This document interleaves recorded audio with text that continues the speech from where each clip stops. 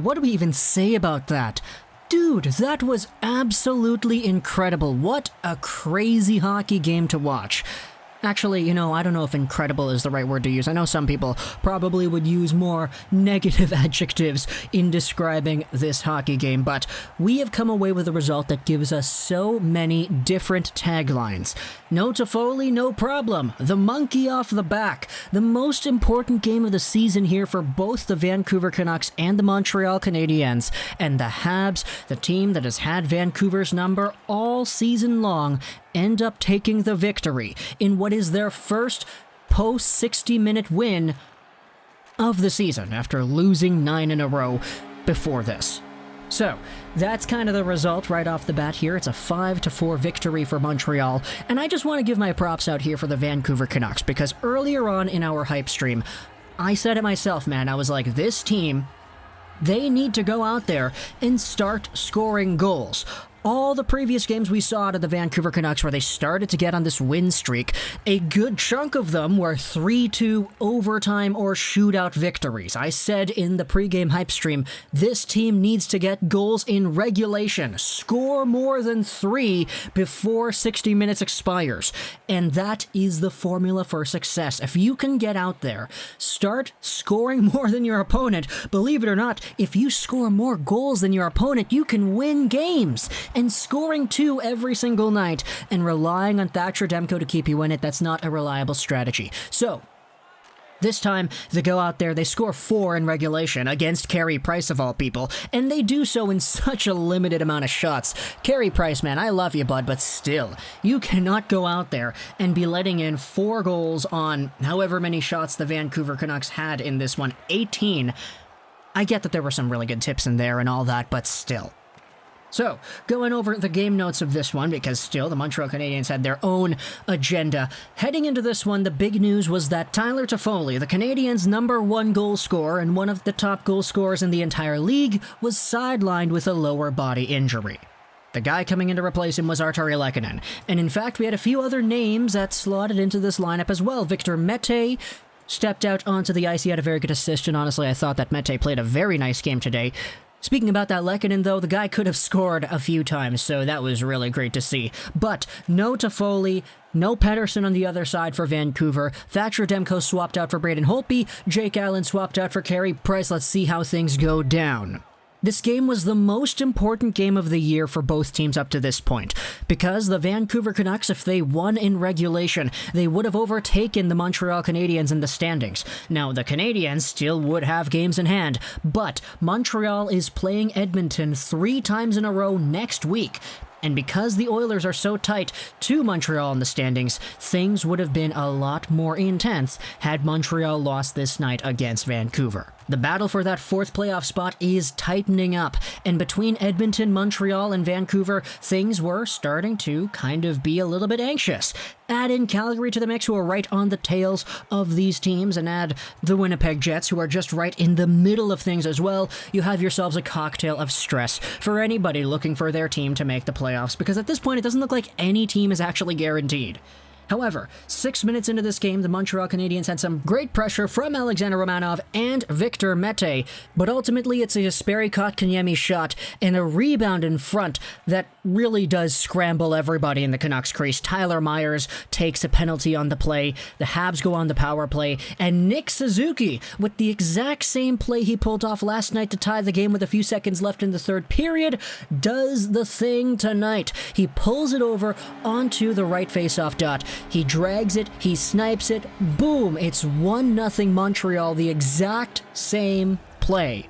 The next few minutes were really fast-paced. The Canucks had some good forechecking. I really liked the Tyler Motte and Jace Hawryluk pairing. This tandem was absolutely incredible here in this first period.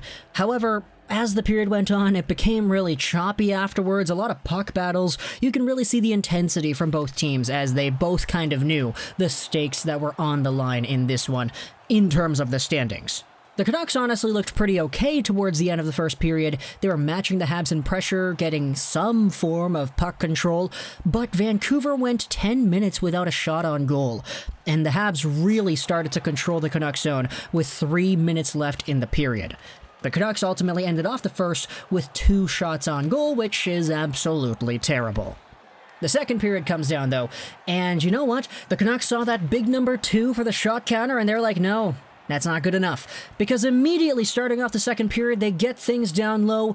Jimmy Vesey is there. JT Miller cuts in. He centers it. And guess what? It's Shotgun Jake right in front 22 seconds into the period, who ties the game at 1. Nick Suzuki, man, what the heck was that? He was down low, kind of gives it away. He doesn't really get it out properly.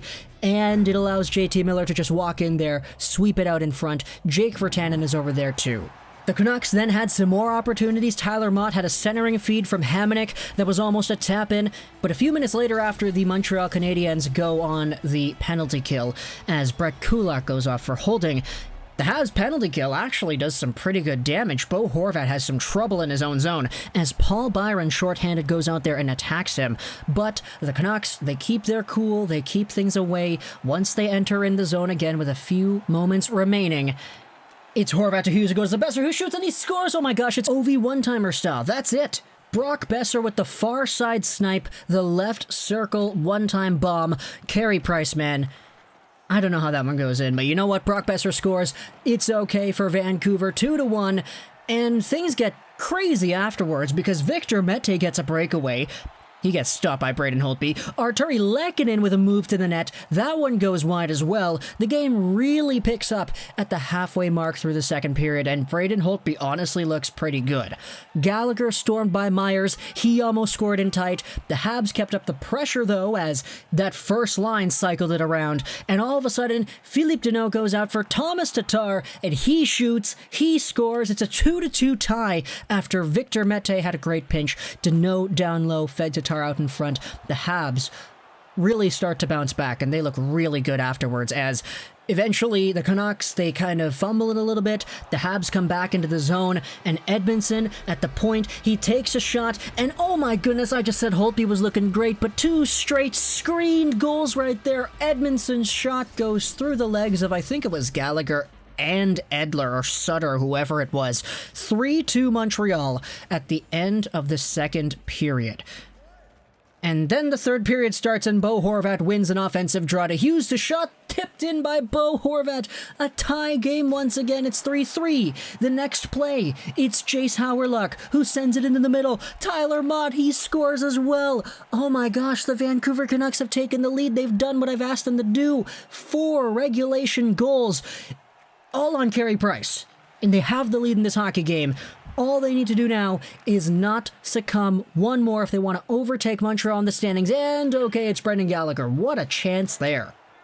Beautiful play by the Canadiens. A setup chance. Deneau wins the draw, and it's Brendan Gallagher who just snaps it by Braden Holtby. It's tied up 4-4. And I'll save you the trouble. The rest of the period was really, really slow. Like, seriously. This was an intense chess game. Nobody wanted to make a mistake afterwards. We played the rest of like the 10-plus minutes in this third period, just going back and forth, dumping it in. You could see that both teams were kind of trying to play for overtime. Holtby had to make some good saves, yeah, but Carey Price really wasn't all too busy in that third period either. So things get tied up. It's 4-4, start of overtime, and we see the exact same strategy for the Canadiens, except for a little bit more offensive flair. A little bit more. They play it back to Carey Price a lot, which is kind of annoying, but you know what? It is what it is. There were indeed some really amazing chances in overtime, though. It was Bo Horvat who had some dekes coming into the zone, almost gets by Carey Price. Tomas Tatar the other way as well. A loose puck in front of a downed and out Holtby was cleared by JT Miller. We also had Drouin with some really good moves in tight, almost getting one to go. Brock Boeser a few seconds afterwards almost takes one by Carey Price too. Crazy overtime towards the end. If we can play all the overtimes like that, I'd be very happy, but this one goes to a shootout.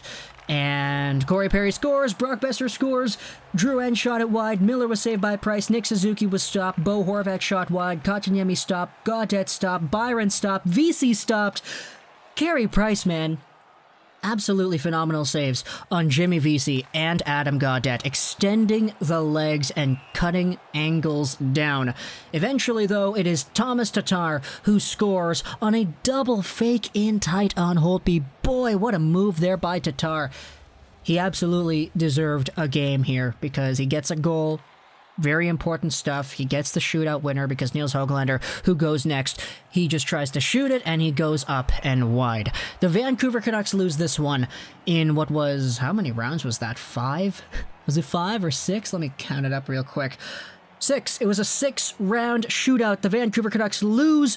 You can't really get closer than that, but you know what? This was a game that, just based off of the effort that we saw out of this game, I think if you play this game 100 times, I don't think the Canucks get a point in like half of them.